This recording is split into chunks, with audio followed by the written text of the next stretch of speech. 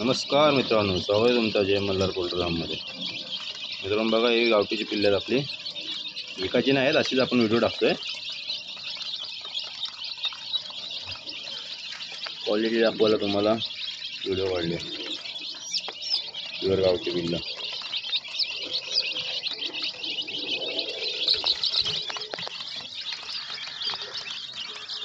Quality बघा कोंबडी पिल्लांच्या,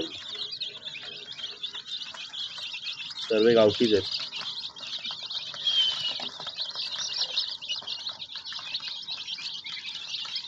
Tata sweet खातात ते.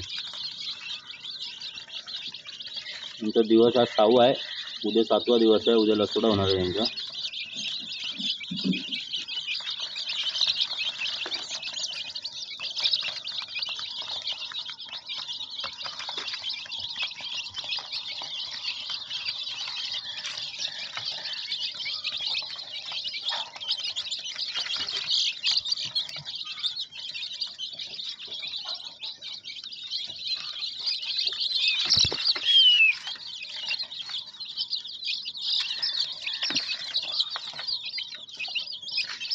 एकूण 60 पिल्ले ती.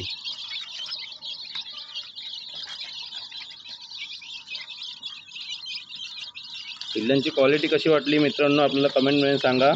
आपल्याला चॅनलला सबस्क्राईब करा, लाईक करा आणि शेअर करा.